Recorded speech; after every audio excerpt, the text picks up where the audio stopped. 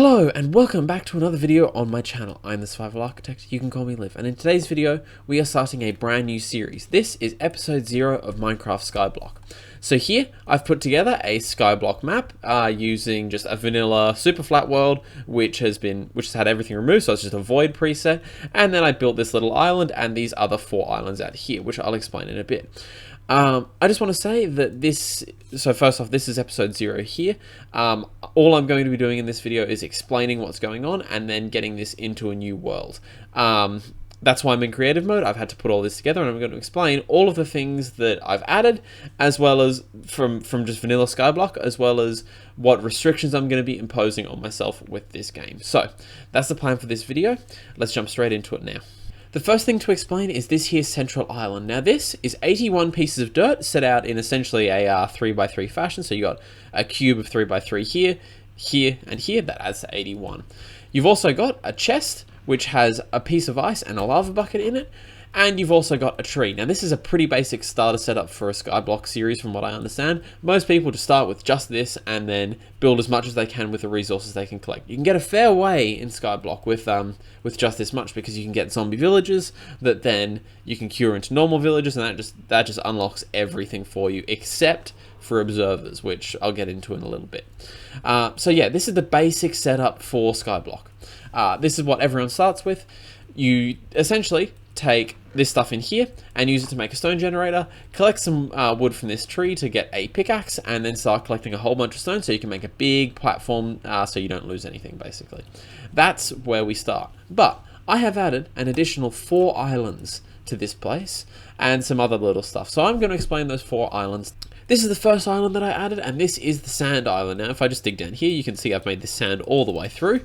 There's about 150 sand blocks here, thereabouts. 150 sand blocks encased by this stone. Up on top here, I've also got some sugarcane and some cactus and an extra water source so that I can get infinite water when it's combined with the ice block over there. That's essentially just so that I can have water for growing my sugarcane and doing a whole lot of the other stuff you need water for, like setting up a mob farm. So that's the first island that I've got out here. I wish I didn't have to encase it in stone, but I can't get sand any other way. I can't keep the sand up any other way, because whenever you summon it, it just drops into the void. So yeah, this is the first island I added. It will come in very, very handy when we actually get out here. Here is the second island I've added. This is essentially the jungle island. You've got your melons, you've got your jungle logs, jungle leaves, and obviously another 81 dirt. And that's essentially to make the dirt production a little bit easier, the amount of dirt that I've got a bit higher, dirt production a bit easier when I can actually get my hands on some gravel, etc, etc. So it's pretty self-explanatory that you can see it all. There's no secrets in these islands. It's just a bunch of dirt and what you can see on the surface, but it will come in handy when I can actually get my butt out here. Here is the third island that I added. It's another 81 blocks of dirt, a spruce tree, some extra grass, and some pumpkins. And essentially, to get these pumpkins, I'd have to bridge out here from that island, from my starter island with the oak tree over there, bridge all the way out here and collect them myself. But yeah, pretty self-explanatory. This is the third island. Let's move on to the fourth. This is the fourth island, and it is the Nether-themed island. Now, obviously, it's the same layout as all the other islands. It's just got 81 blocks of stuff sitting here. It's also got these Nether trees, the crimson and the warped and the crimson, I should say. And then in the floor here, you've got enough obsidian to make an nether portal, not an ender portal, and you've got enough gold to hopefully make the golden apples required to cure villagers to be able to get this to get villagers to be able to get diamond tools that you need to get this obsidian. That's why this gold is here. It's to provide progression to the game. But this is the fourth island. Now I've added one other secret, and that's sitting up here.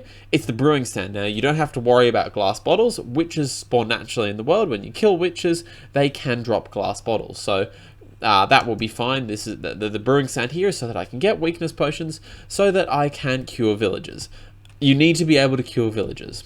That's going to take a lot of time and a lot of effort to get those, so expect that a long way down the line.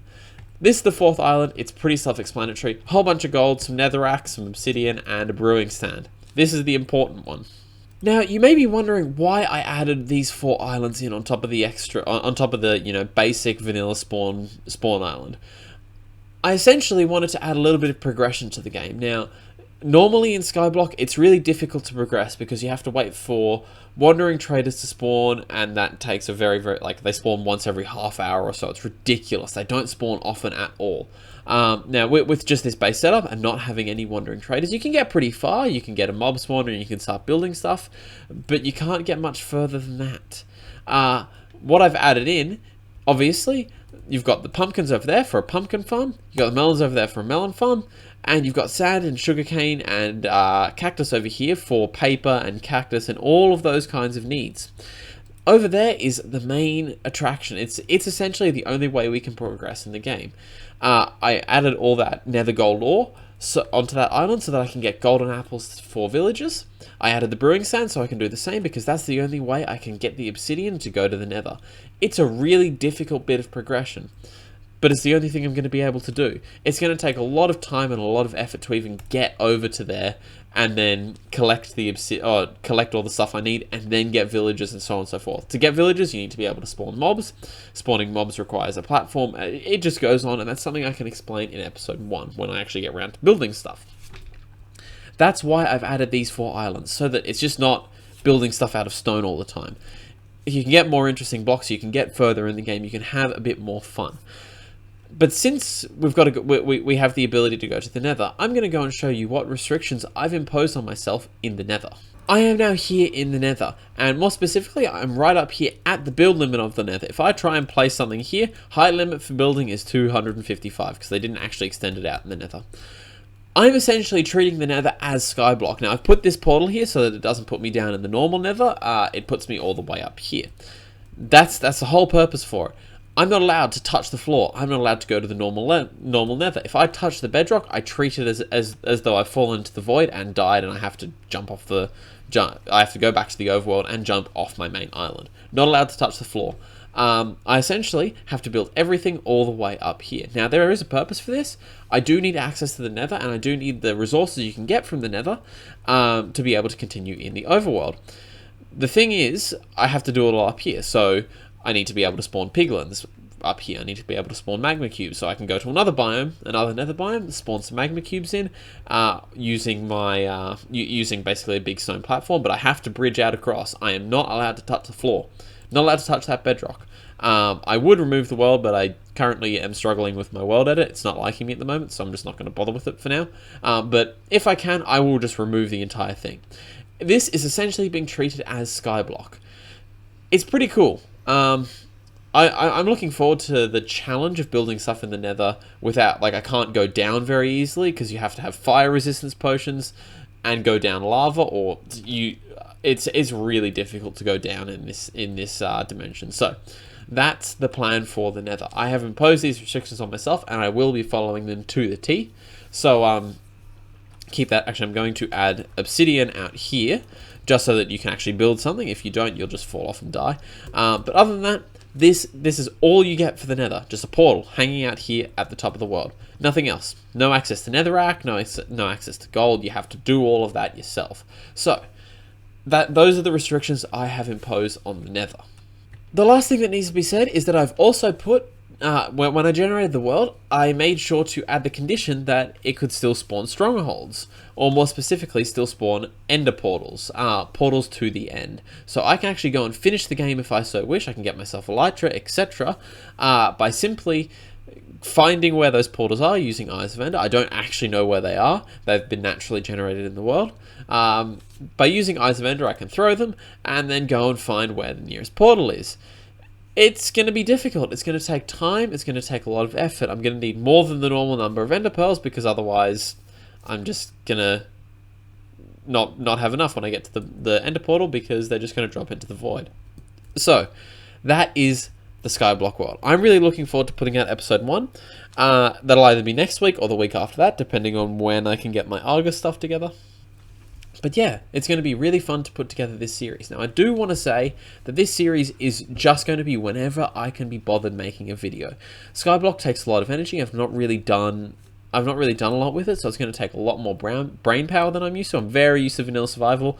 This is so far out of my comfort zone, I have no idea what I'm doing. So it's going to take a little bit more time for me to put these videos together. They're just going to come out whenever I want them to. They won't follow my normal video schedule. They won't follow any sort of schedule on their own. You'll just see episode 1 in a week's time, and then you could see episode 2 in 10 weeks' time, and then episode 3 a day later.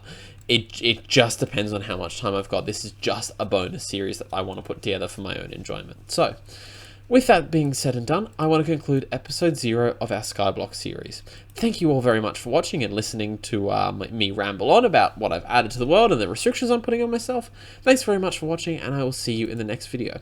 If you like the video, hit the thumbs up button, and if you want to keep up with this series, like if this is the first video you've watched and you want to keep up with the series as it keeps going, subscribe to the channel. I also have 2 other survival series, my single player world and my Argus SMP, which is something that I do with my friend Melon. So, thank you very much for watching, and I'll see you in the next video. Have a good one.